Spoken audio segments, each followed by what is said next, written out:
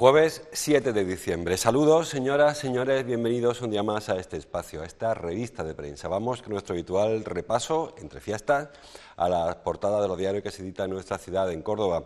El diario Córdoba, el diario El Día, diario ABC. Hoy es casi lunes, también es casi viernes, pero tenemos portadas más propias del lunes, donde cada periódico sale por un sitio. El diario Córdoba Popular, el ABC y El Día. El diario Córdoba, por ejemplo, habla de VPO. Es una estadística la que ofrece, creo que es Isabel Leña, quien redacta esta información, sí, Isabel, titula y lo tienen: 8.000 cordobeses esperan una vivienda de protección. Las VPO que se construyen en Córdoba, capital, solo alcanzan a una tercera parte de lo que se solicita. Al ritmo de ejecución de la última década harían falta entre 25 y 30 años para cubrir la demanda. La mayoría de las obras que se promueven son de iniciativa privada. Bueno, básicamente, como les decía, es una estadística. Lo que ha hecho la compañera del diario Córdoba ha sido sumar las viviendas que se han visado, que se han puesto en marcha en los últimos 10 años y ver cuánta demanda ha habido y ver con ese ritmo cuánto se tardaría en cubrir la demanda. Es cierto que la última década es una década mala para la construcción, es una década mala para servir de referencia, porque si hubiese tomado los 10 años anteriores seguro que hubieran cambiado bastante las tornas.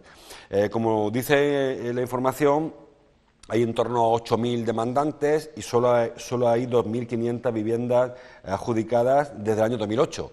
Que no todas construidas, hay algunas viviendas que están por construir, de manera que queda que están por entregar, quiero decir. Queda, por lo tanto, un camino amplísimo para cubrir la demanda de personas que luego también en el reportaje, una de ellas se entrevista o sondea. Hay personas que llevan 5 o 6 años esperando una vivienda de protección oficial. El tema de que sean públicas o privadas, como bien saben, en principio la administración pública, la institución pública, tiene la obligación de facilitar el derecho a la vivienda a personas sin recursos. Claro, Vincorsa ha adjudicado 1.400 viviendas en estos 10 años. Con eso no se cubre ni mucho menos la demanda que hay en la capital. De manera que el Ayuntamiento saca a concurso la venta de parcelas destinadas a construcción de vivienda protegida, para que sean empresas privadas, sean empresas constructoras particulares, quienes edifiquen esas viviendas con los beneficios que concede la ley a los propietarios de vivienda de protección oficial. Durante un tiempo no rentó hacer vivienda de protección oficial porque había mucha demanda de vivienda de renta libre y, claro, el precio es distinto, las calidades son distintas, el margen, por lo tanto, el margen de beneficio industrial es mayor en la renta libre que en la VPO. Pero, bueno, se fue compensando, sobre todo porque el Ayuntamiento va combinando en las mismas parcelas pues 2 bloques o 3 de renta libre con uno de vivienda protegida, etcétera, etcétera. Hoy por hoy, cuando se ha vuelto a reactivar el sector de la construcción, pues se ha hecho en paralelo la renta libre y la VPO, pero en ningún caso ni en otro parece que cubran las necesidades de los demandantes de vivienda. En un caso, la de renta libre, en muchos de los casos, no siempre, pero en muchas ocasiones, son viviendas como inversión, personas que compran un piso pensando que de aquí 4 o 5 años podrán volver a venderlo y obtener un beneficio, y en otros casos, la vivienda protegida, que lo que pretende es mudarse, personas que están de alquiler o que quieren mejorar su situación habitacional.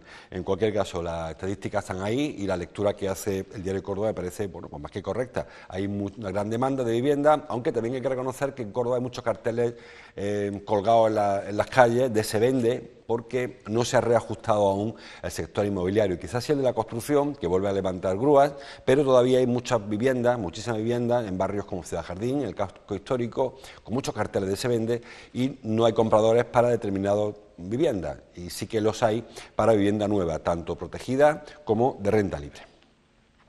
El diario El Día escoge otro titular con otra estadística, en este caso de la DGT. Titula también a 5 columnas: las distracciones y el sueño causan el 40% de las muertes al volante. La DGT, Dirección General de Tráfico, advierte de que el mal estado de la vía apenas provoca el 4% de los siniestros. El exceso de velocidad es el principal factor, dice el diario ABC, y está tras el 30% de los sucesos. Córdoba cerrará el año con un repunte de fallecimientos superior al 60%. Es una información que escribe nuestro compañero, amigo Juan Ruz, en el diario El Día, y que, como les digo, responde a una estadística y una interpretación. Yo creo que las estadísticas tienen interpretaciones, aunque las conclusiones suelen ser bastante objetivas. El dato que da en la portada del diario El Día es totalmente correcto. Mirando cuántas muertes se producen a consecuencia de distracción al volante, el sueño y el exceso de velocidad, determina que la inmensa mayoría de los fallecimientos o de los accidentes que terminan en muerte se deben al factor humano, a la persona que bien se distrae, bien que se duerme o bien que incumple las normas de circulación.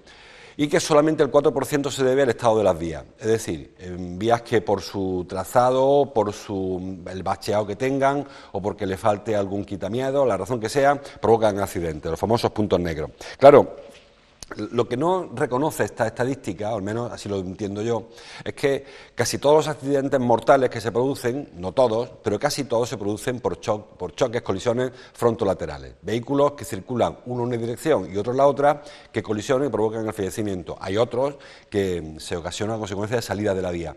También, y eso da igual que tengan un carril o dos, porque son salidas de la vía. Pero la gran mayoría de los accidentes se producen por colisiones frontolaterales. Y ahí sí que interviene el estado de la carretera. El tamaño de la carretera, cómo esté pintado, cómo esté trazado, si hay zonas de adelantamiento, si no las hay. Es decir, que parte de culpa, no digo la DGT, no digo que lo tenga nadie, pero sí que se podría solucionar mejorando las carreteras. Si a pesar de todo hay conductoras que se siguen durmiendo al volante, que siguen mandando WhatsApp mientras conducen o que siguen yendo a 180 por la carretera, no conseguiremos nunca reducir del todo las cifras de fallecimientos o accidentes con fallecimientos. Pero, lógicamente, si no hubiese carreteras sin desdoblar, probablemente si no hubiese un coche que viene de frente, es más complicado, más difícil que el accidente termine con el fallecimiento de alguno de los ocupantes o con todos, lamentablemente, como ocurre en la mayoría de los casos. Si ustedes piensan en los grandes sucesos, grandes me refiero en cuanto a su aparición en prensa de este último año, la mayoría, pues eso, son vías secundarias, la carretera que une dos pueblos, que ahí sí que se producen colisiones, como les digo, frontolaterales, a consecuencia de que un coche va para allá, otro viene para acá, uno de los dos se despista y provoca una colisión que ocasiona el fallecimiento de uno o varias personas que ocupan esos vehículos. Los otros, los de un vehículo que se hace en la autovía, vuelca, choca o se le pega contra el pilar del puente, son muchos menos, porque es mucho más infrecuente que colisione un vehículo cuando no hay nadie que venga de frente, excepción hecha de los pilotos estos suicidas o que se equivocan y entran en dirección contraria. Así que tienen razón, el factor humano es fundamental. Por mucho que coloquemos en los vehículos estos sensores o esta conducción inteligente o estos detectores, lo que sea, al final el factor humano es clave para que no se produzcan las colisiones, ni las frontales, ni la salida de vía. Pero, repito, estadísticamente hay muchas menos muertes en las carreteras desdobladas, en las autovías y autopistas, que en las carreteras secundarias donde hay una colisión, la opción de que colisionen dos vehículos, uno en cada dirección. El diario ABC trae, la página 1 de la ABC es para el Día de la Constitución, que como sabe se conmemoró ayer, con foto para Rajoy y para la presidenta del Congreso, para Ana Pastor, y el titular, reformarla, no liquidarla. Bueno, todos los periódicos hacen referencia a los actos de ayer del Día de la Constitución, el 39 aniversario, 39 aniversario de la Carta Magna. El titular de la ABC quizá resuma un poco la postura del Gobierno y quizá también postura de otros partidos, porque a partir del conflicto catalán, como bien saben, se ha puesto sobre la mesa la necesidad de actualizar la Constitución. Decía, creo que fue Albert Rivera, que tiene casi 40 años, que las cosas cambian, don Pablo Iglesias fue quien lo dijo, que las cosas cambian y que hay que actualizar y que reformar hasta donde la sociedad lo requiera. Sin embargo, Rajoy echó un poco el freno y dijo que la Constitución, para modificarla, para reformarla, hace falta un amplio consenso, que por otra parte no es que lo diga él, lo dice la propia Constitución. En su articulado habla de cómo reformar la Constitución y de qué mayorías son necesarias, incluso referéndum para cambiar algunas de las cuestiones más fundamentales. De manera que, efectivamente, Hace falta mucho consenso. El diario Córdoba nos trae en su portada, en el sumario, Rajoy dice supedita la reforma de la Carta Magna a la soberanía nacional, es decir, a que haya un acuerdo más allá del acuerdo que pudieran alcanzar PP y PSOE. Hace falta bastante más acuerdo porque la propia Constitución, como le digo, lo exige y porque además la sociedad, visto lo visto en Cataluña, donde no hay mayorías suficientes para modificar leyes fundamentales, en el caso de la Carta Magna, pues todavía más. Recuerden además que la Carta Magna, hay aspectos que yo creo que, no digo que sean intrascendentes, pero que están, bueno, que no hay que tocar porque son coincidentes con el resto de articulados de otras constituciones de otros países. Pero sí que hay aspectos que, bueno, han pasado 40 años.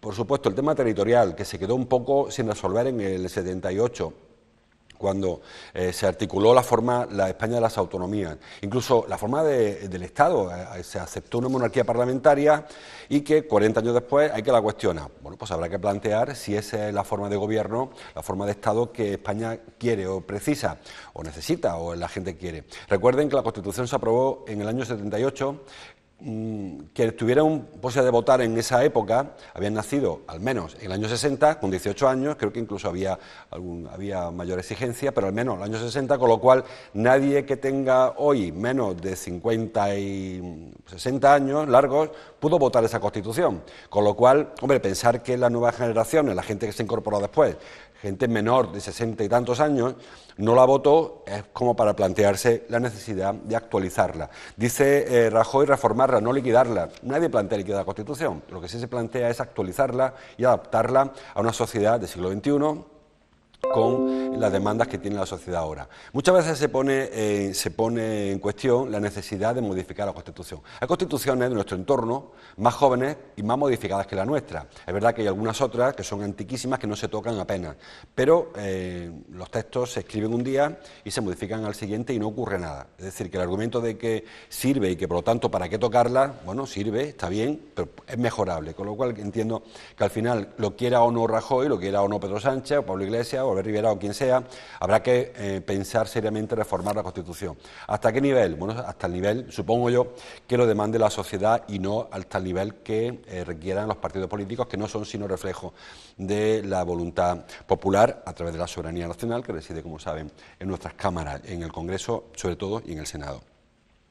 Más cosas, eso es la portada de ABC, pero tiene en la página 2 un nuevo apunte en cuanto a la utilidad de la estación de mercancías muy interesante. Titula el diario ABC, ahí lo tiene a 5 columnas, un operador luso, portugués, un operador luso prepara un tren de mercancías entre Córdoba y Lisboa.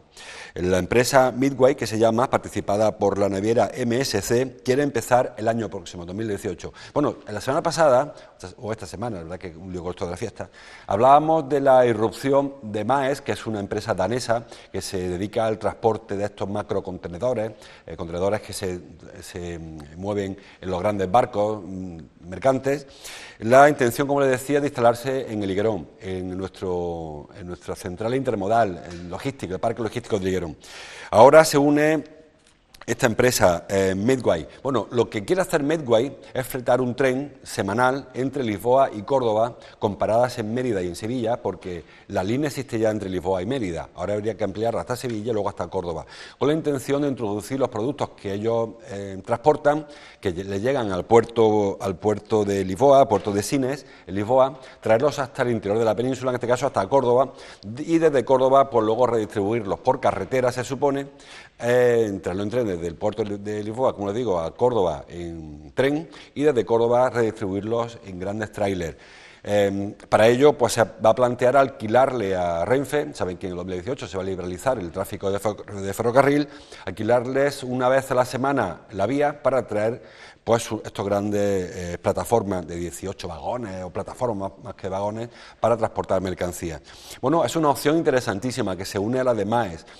Ojalá que tanto la MSC, que es esta gran naviera, como Maersk se acabe instalando en Córdoba, MSC a través de Medway, y consigamos que efectivamente el puerto seco de Higuerón, esta central logística, sirva para lo que se concibió. Recuerden que cuando se diseñó el último plan estratégico se puso en valor la situación geoestratégica que tiene Córdoba, en el centro de Andalucía, es la puerta del sur de España y puerta del sur de Europa, muy cerca del puerto de Algeciras, muy bien comunicada por tren con Algeciras, con Málaga, muy bien comunicada con grandes aeropuertos internacionales, sobre todo Sevilla y Málaga, muy cerquita. Y luego una red de conexión ferroviaria, bueno, tanto de AVE como de mercancías, con toda Andalucía, con Portugal, también con el sur de España, en Murcia, Alicante, Valencia, y por carretera, todo el mundo conoce las carreteras que salen y entran de Córdoba. Digo que estaría bien, más allá de la potencialidad industrial o económica que tiene esta puesta en valor de la estación de Liguerón, porque eso obligaría a completar, entiendo yo, pues esta red de infraestructuras que se ha quedado incompleta. Hablo de la autovía Granada-Badajoz, que pasa por Córdoba, y también de la ronda de Poniente o de la variante de Poniente, variante oeste, que acabaría uniendo la carretera de Sevilla-Málaga. Saben que se hizo el puente de Abenfirnás, continuarla hasta la carretera de Palma del Río, es decir, hasta la estación de Liguerón. Creo que nada más que por esa posibilidad de que se complete esta red de infraestructura sería interesante, pero más allá de eso, si realmente Maes y Medway se acaban instalando en Córdoba, eso obligará, entre comillas, lo obligará a que empresas de distribución también se instalen en ese parque tecnológico o parque logístico, en este caso de transporte, porque sí, claro, si llegan X contenedores a la semana, luego habrá que sacarlos de allí con empresas de transporte, con camiones o con pequeños transportes, depende de lo que cada cual distribuya. Recuerden que había un proyecto también muy interesante del Corte Inglés de ubicar otro centro logístico también de distribución en el Álamo, cerca de los depósitos de Camsa. Allí a la altura, como saben, también la carretera de Sevilla-Málaga, en ese tramo. Eso se quedó bloqueado a consecuencia de la crisis, pero también habla de la potencialidad que tiene Córdoba como punto estratégico, geoestratégico, a la hora de distribuir desde aquí, sacar desde Córdoba la mercancía, porque tienen un acceso privilegiado con los puertos, sobre todo el puerto de carga, les decía, de Algeciras, y una conexión idónea en ferrocarril, a través de ferrocarril y a través del tren, del camión, de la carretera. Hay otras ciudades que tienen un gran servicio de carretera, pero le falta ferrocarril, otros que tienen muy cerca el mar, pero no tienen carretera. En fin, cada cual tiene su peculiaridad y Córdoba, bueno, pues tiene en ese sentido acceso a los tres grandes, a los cuatro si incluimos las mercancías, porque además el aeropuerto de Liguerón también tiene acceso a aviones de mercancías. No se ha planteado hasta ahora porque no parece necesario, pero si realmente se instalaran en nuestra ciudad empresas dedicadas al gran transporte, también sería de utilidad un aeropuerto cerca de Liguerón, cerca de la estación de mercancías, para realizar transporte aéreo de mercancías también. O sea que es una otra opción que se suma a la que conocíamos el lunes o el martes, yo me lío con esto de la fiesta, esta semana que iba publicando también en el diario ABC. Las tres fotos hacen referencia al turismo o al puente o a la fiesta, porque son fotos que están tomadas casi en el mismo sitio. La del diario Córdoba es una foto que firma J. González, hace referencia a la fiesta del quinto aniversario, 5 años, desde que se declaró los patios patrimonio intangible o inmaterial de la humanidad. Dice el diario Córdoba, los patios celebran con flamenco su universalidad, y una foto de ayer en la que se ve muchísimo público, no se ve bien porque están los carteles puestos, pero había muchísimo público en la Puerta del Puente asistiendo a este espectáculo flamenco. El diario El Día, la foto es de Juan Ayala, es también el mismo espectáculo, aunque con otros artistas, en este caso, una fiesta con duende, dice, para los patios. Cientos de personas celebran el lustro de la declaración como Patrimonio Mundial. Espectáculo flamenco junto a la Puerta del Puente, en la Puerta del Puente. De hecho, este escenario que vemos o intuimos, porque la composición nuestra se queda un poco de por medio, está colocado a la sombra de la Puerta del Puente. En este caso vemos el cuadro de baile de Antonio Alcázar y Victoria Palacios en la foto del diario El Día. Y el diario ABC habla del turismo que que está habiendo durante este puente. La capital de bote en bote, dice, por el turismo del puente. Miles de personas disfrutan de su descanso en el casco histórico resistiendo al frío del otoño. Bueno, pues un poco por mezclarlo las tres cosas, el Ayuntamiento ha aprovechado que se está conmemorando el 5º aniversario de la declaración de los patios como Patrimonio de la Humanidad para, ofrecer algo más a los turistas que previsiblemente, y se ha acertado con las previsiones, iban a visitarnos durante este largo puente. perfectamente. La ciudad está llena de turistas, se han paseado por el casco histórico, habrán visto que hay muchísimas personas de paseo, muchas personas también entrando a restaurantes, muchas personas entrando a nuestros establecimientos más significativos, a nuestro patrimonio, a la mezquita, catedral, al alcázar, sinagoga, en fin, ya saben. Y bueno, pues como siempre, por un lado hay que alabar cómo se está trabajando para conseguir que vengan muchos turistas a Córdoba, y por otra parte hay que criticar que nos quedemos ahí, porque no se acaba todavía de dar el salto, porque si hay gente en Córdoba, hay mucha gente en otros sitios cercanos, hay mucha más gente. Yo, muchas veces cuando hablamos de turismo, hay que pensar hasta qué punto queremos o no que vengan turistas, porque en ocasiones el turismo, bueno, es incómodo, altera la vida de la ciudad, etcétera. Pero cuando una ciudad apuesta todo al turismo, tiene que apostarlo todo al turismo. Y en ese sentido creo que tenemos el ejemplo quizás de Málaga, el ejemplo más cercano, ciudades que han apostado por una ciudad para el turismo, bueno, y se vuelcan con el turismo. Córdoba está ahí en medio, con una apuesta seria por el turismo histórico y cultural, pero sin hacer la apuesta definitiva. Y pues encontramos como hay una oferta, una oferta reducida, quizá en cuanto a la iluminación, en cuanto a los festejos de Navidad. En ciudades como Sevilla, Málaga, Granada hay espectáculos en la calle durante la Navidad, y en Córdoba, bueno, coincidió con los patios y algo hubo, pero no es una oferta tan atractiva cuando alguien tiene que elegir dónde pasar 5 días y se encuentra a través de Internet la oferta de Sevilla, la de Granada, la de Málaga, la de Córdoba y la de incluso algún municipio. Por ejemplo, Rute, dice, ¿dónde lo he leído? En el diario El Día. La del Rute, sí, el día es. Dice el sumario del día: Rute anticipa la Navidad más dulce. Miles de personas visitan la localidad durante el Puente de la Inmaculada. Seguro que en Córdoba hay más gente que en Rute. Seguro que los hoteles de Córdoba están a tope y en Rute hay muchos menos hoteles. Y que muchos de los turistas que están en Rute vienen de Córdoba o de Málaga. No son turistas que dejen en Rute el dinero que deja Córdoba. Pero en Rute ha organizado una serie de actos coincidentes con la Navidad, con el Museo del Anís, el Museo del Azúcar, el Gran Belén de chocolate, en fin, cosas que no digo que haya que copiarlas ni haya que quitarles, sino hablo de en cuanto a la iniciativa privada, por cierto, buena parte de ella es privada. El Museo del Anís es privado, el Museo del Azúcar es privado, el de chocolate también, son fábricas o obradores, en el caso de la repostería de Rute, que abren sus puertas, consiguen que Rute durante esta fiesta y ya casi hasta la Navidad sea un hervidero de gente. Hablamos de Rute. En Córdoba, cuando se ve la oferta, tenemos el concurso de corales tenemos algún villancico, algún Belén, pero no sé hasta qué punto esa es la apuesta. Repito que no es que yo me decante porque Córdoba se inunde de turistas hasta el extremo de que haya que prohibirlos, como está ocurriendo en Mallorca o incluso en Barcelona. Bueno, si no queremos, pues no. Pero habrá que decidir cuál es la apuesta de Córdoba. Si es industrial, habrá que levantar fábricas. Si es turística, habrá que propiciar la llegada de turistas dándoles mayor atractivo. Pero es que estamos un poco jugando en tierra de nadie. La apuesta definitiva por el turismo parece, pero luego... Bueno, y por suerte que no ha caído el lunes el puente, sino incluso hemos visto un museo cerrado, a pesar de que había cientos, miles de turistas recorriendo el casco histórico de Córdoba. Así que habrá que decidir qué queremos ser de mayores y apostar, hacer una apuesta seria por hacia dónde vamos. Vamos con los sumarios. El diario Córdoba habla de agricultura, titula: La pérdida de viñedos pone en alerta a las cooperativas. La devaluación del valor de la uva propicia el arranque de las cepas. Bueno, yo más que el valor de la uva creo que el problema está en los incentivos y la rentabilidad de la producción. Hoy por hoy es mucho más rentable tener un olivar que tener un viñedo, y eso lo saben todos los agricultores. Además, estamos como siempre, a pesar de que en Andalucía el 60%, casi el 58%, creo haber leído, de la uva está en una zona protegida, con denominación de origen protegida, sobre todo Jerez, en Manzanilla, Sanlúcar, Córdoba y Condado de Huelva. A pesar de eso, se vende mucho vino todavía sin denominación de origen, sin marchamo de calidad. Vino a granel, para que nos entendamos, vino presuntamente malo o peleón, aunque no lo es, aunque no lo sea.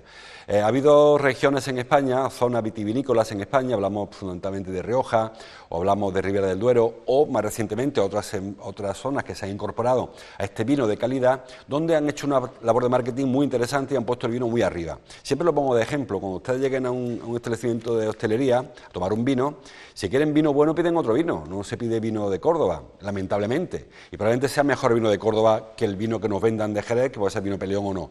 Si queremos vino de calidad, pedimos un Rioja, un Ribera o un Jerez, si no, vino de la casa. Y creo que eso es el trabajo de las instituciones y de los marcos de protección de las marcas, ¿no?, de la denominación de origen. Colocarle vino en su sitio.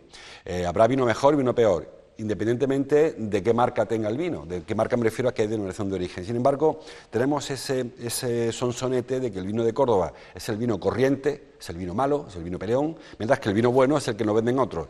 Bueno, a lo mejor es más marketing que realidad y, de hecho, cuando luego se producen concursos y se comparan vinos, salen muy bien parados los vinos de Montilla Moriles, mucho mejor de lo que los propios cordobeses entendemos de la calidad del vino.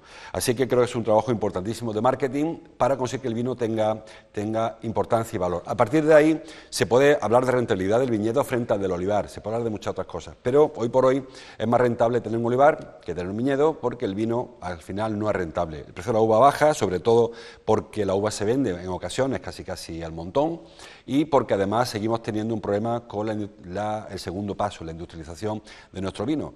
Lo lógico sería que, igual que ocurre con el aceite y con el cítrico, que junto a la explotación agrícola hubiera una industria que se dedicara a la elaboración, al envasado y a la comercialización. Pues todavía seguimos lanzando mucho producto fuera de Córdoba, mucha naranja, mucha aceituna y mucha uva, para que sean otros los que saquen su segunda rentabilidad. No la producción en sí, sino segunda rentabilidad. Así que creo que hay que trabajar y mucho para conseguir que el campo, que es la otra opción, que hablamos antes del turismo, la otra opción es el campo, para que sea motor de riqueza, motor de empleo en nuestra tierra, en Andalucía, en Córdoba en este caso, que es de lo que nos ocupa. Más cosas. En cuanto a local, dice el diario El Día, la parte alta del periódico, con foto para Amparo Pernichi, la concejal de Infraestructuras. Infraestructuras invertirá 324.000 euros en renovar la ciudad de los niños. Lo estamos viendo. También lo he leído, creo, en algún otro sitio. Bueno, lo he leído en páginas anteriores, pero todo el mundo trae ese asunto. Básicamente, se cumplen 10 años desde que se puso en marcha la ciudad de los niños y las niñas, que creo que es como se llama oficialmente, y toca inyectar dinero. Básicamente porque ahora se acaban los plazos de garantía de los aparatejos estos, de los aparatos de diversión que tienen allí instalados, ciudad de los niños en el Parque Cruz Conde, y ya que ahora toca empezar a pagar por unos aparatos que están deteriorados, se va a hacer una inversión importante. La mitad prácticamente va destinada a eso, a reformar o reponer los aparatos, sobre todo de caucho, que 10 años al sol son muchos años y que muchos de ellos, pues ya el caucho tiene poca flexibilidad como para resistir los envites de los pequeños. Así que buena parte de ello será para cambiar, reponer material de juego. También cambio de filosofía. Por ejemplo, hay una pista de skate, de estos de monopatines, que se va a cambiar por unas pistas multideportivas con canastas de baloncesto, con portería. Parece que no hay bastante público para una cosa u otra.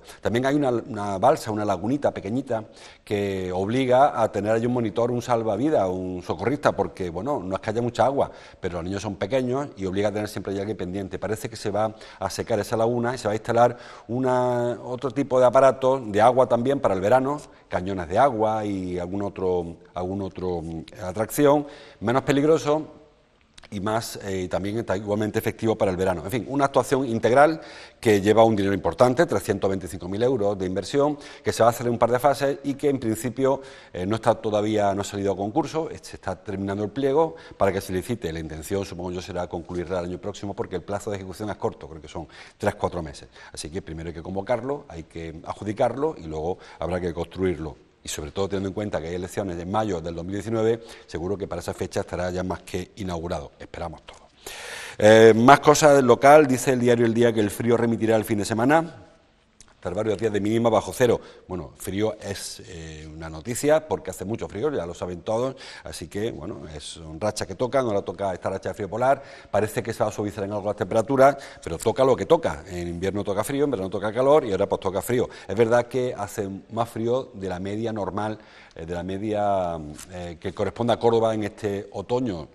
Saben que hasta dentro de 14 días no empieza el invierno, o sea que estamos todavía en periodo otoñal. Sin embargo, hace frío de invierno, probablemente luego haya meses o semanas durante el invierno que haga menos frío que ahora está haciendo durante el otoño. Diario ABC trae un par de referencias locales todavía.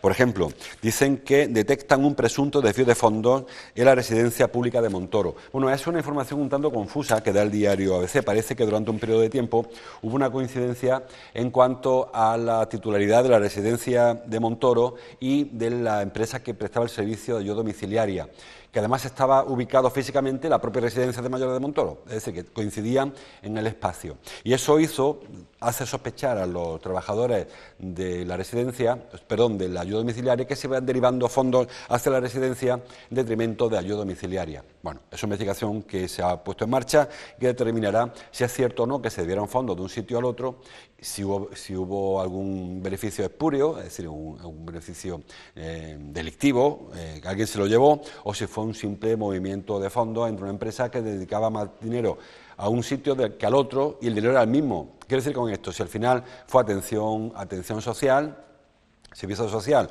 o a mayores por un sitio de la residencia o a mayores en el domicilio, bueno, será más disculpable, aunque repito, estamos a expensas de saber qué ocurrió con ese desvío de fondos, si es cierto lo que marcan los indicios y qué responsabilidad y de quién es la responsabilidad que pudiera haber.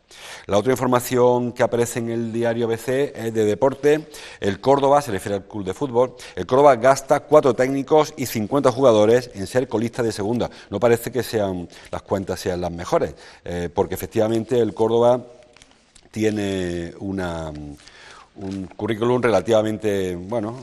En este año ha habido 4 técnicos, dice el diario ABC, 50 jugadores, y a pesar de ello, pues hay un desplome brutal en los últimos 12 meses sin que el máximo accionista haya soluciones para evitar el posible descenso, posible que yo espero, lógicamente todos esperamos que no se llegue a producir. Muchos directivos, muchos entrenadores, Luis Carrión, Juan Merino, Jorge Romero, Vice y Oltra, que fue quien comenzó el año. Fue despedido en noviembre de 2016, comenzó la temporada pasada, 50 jugadores en el vestuario, muchísima gente que ha ido pasando, muchos de ellos mal vendidos, muchos mal comprados, en fin, eso es decisión del departamento deportivo del Córdoba, y sobre todo lo que más preocupa es que ha habido quizá una falta de estrategia evidente. No se sabe el Córdoba a qué juega, no hablo en el campo, hablo en el club. No se sabe si es una apuesta por que el club sea un club de primera, si de segunda, si da igual que baje, si hay intención de vender o no. Por cierto, que el diario Córdoba trae hoy en su portada una información que ya adelantó ayer, y es el presunto interés del grupo Only One Way, que es un grupo que preside el que fuera presidente del Albacete, José Miguel Garrido. Presuntamente, decía ayer el diario Córdoba, si leyeron el periódico de ayer festivo, decía el Córdoba que esta gente del Only One Way habla recurrentemente con el presidente del Córdoba, con Carlos González. Bueno, tendrán algún tipo de negocio en común. Y que ayer se planteó la posibilidad de que comprase la mayoría de acciones, las que tiene Carlos González en su propiedad. Se hablaba ya en el Córdoba que este paquete de acciones cuesta entre 12 y 15 millones de euros. Supongo yo que esta familia del Only One Way pensará que vale bastante menos y que González pensará que vale bastante más. Bueno, González nunca ha negado que si llega un día alguien con el dinero y se lo ofrece, y el dinero que le ofrece es suficiente, venderá al Córdoba. No hay mayor problema. Y Only One Way lo que viene a decir es que ellos dice el diario Hoy Córdoba, dice que están interesados en cualquier club que tenga un potencial. Han descartado el Elche, que parecía que estaba hecho, y están buscando otros equipos con potencial. Yo no digo que sea la solución ni que sea otro problema. Es cierto que este hombre Garrido se le ha visto en el palco del Arcángel alguna vez. De hecho, hay una foto que publica el diario Córdoba aquí, no la portada, pero viene aquí el página interior, en la que se ve a este hombre, a Garrido, junto a Carlos González, en el palco del Arcángel. Como les digo, bueno, son empresarios, no son enamorados del Córdoba, ni Garrido ni Carlos González, son personas que vienen al club intentando hacer negocio y si les sale, pues les saldrá. Digo esto porque muchas veces se ha hablado de que la solución del Córdoba es que González deje la presidencia. Pero claro, si la solución del Córdoba es que la deje González, que es un empresario y que vino a Córdoba a hacer negocio, y la coge otro empresario que venga a Córdoba a hacer negocio, pues haremos un pan con unas tortas, a no ser que haya otra intención que no conocemos en cuanto a llevar el Córdoba a primera, una apuesta muy seria, como ocurre a veces cuando aparece un jeque o un asiático, un chino que viene a soltar la mortera. En este caso, la sensación que hay es que sería una imagen muy similar, personas que tienen un fondo de inversión, que vienen, sueltan el dinero, se hacen con el club, intentan rentabilizarlo, ponerlo mejor que estaba, venderlo por más dinero y sacar un beneficio. Y creo que el Córdoba no se beneficiaría, Córdoba como ciudad y el Córdoba como entidad, de esta operación mercantil, pues no deja de ser una operación mercantil. Por hacer el remate ya fuera de hora, aparece Donald Trump en todos los periódicos porque ayer este hombre, como dice el diario Córdoba, atropelló el consenso mundial, lo tienen con foto para Donald Trump que muestra el acta esta que firmó, el decreto que firmó. Trump dice atropella el consenso mundial y reconoce a Jerusalén como capital de Israel, dice el diario Córdoba. El diario El Día, muy parecido, Trump fija en Jerusalén la capital israelí y agita Oriente Próximo. Y también lo he leído en el diario, a veces no sé por dónde, por ahí andará. Bueno, lo habrán visto ya en información nacional. Hace bastante tiempo que el Congreso norteamericano aceptó trasladar la embajada de Tel Aviv a Jerusalén, pero estaba ahí un punto muerto. Donald Trump se ha echado para adelante, ha dicho, mira, tírale y vámonos con el embajador a Jerusalén. ¿Cuál es el problema? El problema es que Jerusalén, como saben, es una ciudad santa para muchas religiones, no solamente para la religión hebrea, para los judíos, sino también es ciudad santa para los musulmanes, para los árabes, musulmanes, y para los cristianos también. Con lo cual, Jerusalén mantiene un estatus como de independencia, en ese sentido, de los países que se disputan su titularidad. Es decir, también, igual que Israel reclama a Jerusalén como capital del Estado de Israel, también Palestina reclama a Jerusalén como capital del futuro Estado palestino cuando se reconozca. Y recuerden también que en Jerusalén hay una serie de hitos cristianos, del catolicismo y del cristianismo, que invitan a apartar a Jerusalén de esa polémica y situar allí los órganos de gobierno. Ya hay órganos de gobierno en Jerusalén, ¿eh? Tel Aviv, la capital administrativa, pero buena parte de los órganos de gobierno de Israel están en Jerusalén. Pero ese estatus de capitalidad pues no lo tiene. Desde que se creó Tel Aviv, que hace poquito, Tel Aviv es una ciudad moderna, no creo que tenga más allá de siglo y medio, desde ese momento, como les digo, no hubo duda y todos los estados instalaron sus embajadas en Tel Aviv, capital administrativa de Jerusalén, de Israel. Y se mantuvo Jerusalén al margen. Saben que en Jerusalén está el Muro de las Lamentaciones, el antiguo Templo de Salomón, que es una referencia judía, está la Esplada de las Mezquitas, referencia musulmana, están todos los sitios de la vida de Jesús, de la pasión de Jesús, referencia cristiana, incluso de la iglesia copta, y, en fin, hay muchas referencias. Los sirios también, la iglesia siria. Con lo cual se intentó mantener al margen.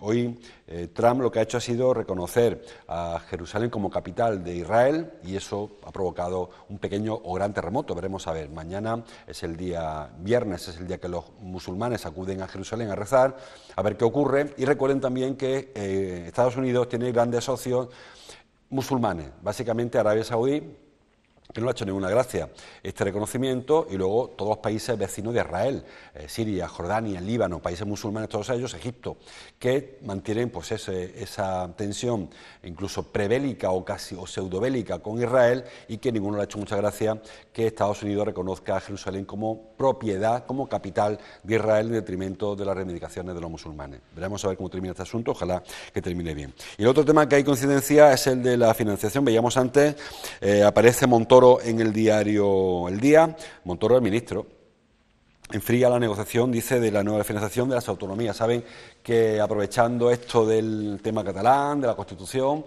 hay muchos presidentes autonómicos que están reivindicando una mayor financiación de sus comunidades autónomas, y ha dicho Montoro, bueno, quizás Rajoy, detrás de Montoro, que hasta que no termine el tema catalán, no se resuelva todo el tema del procés y de la rebelión, entre comillas, de los catalanes, no se va a tocar el tema. Yo le doy la razón a Montoro aquí. ¿Por qué? Porque va a sonar o a venganza o a regalo. Si es una venganza contra los catalanes porque pierden financiación, va a provocar que vuelva a resurgir el movimiento independentista, que está un poco ahora letargado, ¿no? Parece que está perdiendo fuelle. Y si se le da un regalito, se le da más financiación, va a sonar a que quien quiera más dinero, pues que se levante en armas, valga la expresión, ¿eh? Así que yo entiendo que ahí tiene razón Montoro, y que mejor dejar las cosas un tiempo, quizá parcheando algo para contentar o para justificar o para resolver temas más sangrantes, pero ahora meterse en el lío de cómo se reparte y se refinancia las autonomías quizá provoque males mayores de los que pudiera haber. Para terminar, Putin, que va a seguir siendo el presidente, por cierto, que Putin, el ruso, si concluye, bueno, si gana primero, que está por ver que gane, parece que sí, y concluye su mandato, sería el presidente de Rusia de más tiempo desde la época de Stalin, incluso antes de Stalin. Solamente Stalin le ganaría a Putin en su jefatura del Estado. Bueno, parece que se sustituyó un dictador, en aquel caso del proletario, decía él, por este señor, por Putin. Puigdemont dice que confía, dice ABC, que confía que una victoria electoral le permitirá volver libre de Bélgica. Él dijo ayer, y me pasa un poco de hora, él dijo ayer que no vuelve a España pero no tiene garantía de no ir a la cárcel. Bueno, yo creo que garantía no tiene nadie, o sea, impunidad no existe en este país. Si alguien comete un delito y un juez determina que comete un delito, tiene que responder de su delito. Es decir, que porque gane o deje de ganar, si se comete un delito, pues habrá que ir a prisión o donde determine el juez. Es decir, que si él espera que un juez le firme un papelito en que diga, o que Rajoy le diga, venga, vete para España, que no te va a hacer nadie nada, me parece que esperará mucho tiempo en Bélgica, pasarán años antes de que vuelva a Bélgica. En cuanto a esto que ha pasado del cambio de la euroorden de detención con respecto de España hacia Bélgica, parece que había un error técnico, porque Bélgica estaba viendo que la euroorden que había dictado en su día la juez Lamela, al no coincidir los delitos que hay en España con los que hay en Bélgica, pudiera ser que este hombre, Puigdemont, viniera a España a responder solo de una parte de los delitos, porque otros no existen en el ordenamiento belga. Así que lo que se ha hecho es retirar ese orden para que no se hace un límite a la hora de volver, de cuando este hombre venga a España se le pueda o no juzgar. Ya ocurrió en algún otro caso, de delitos que existen en un país y no existen en otro. Si yo te envío al presunto delincuente, pero con la condición de que no le juzgues por este tema, ¿no? Y algo que no es lo que quería la justicia, parece ser un tema técnico, aunque Puigdemont la está utilizando para decir he ganado y soy yo el que se lleva el gato al agua.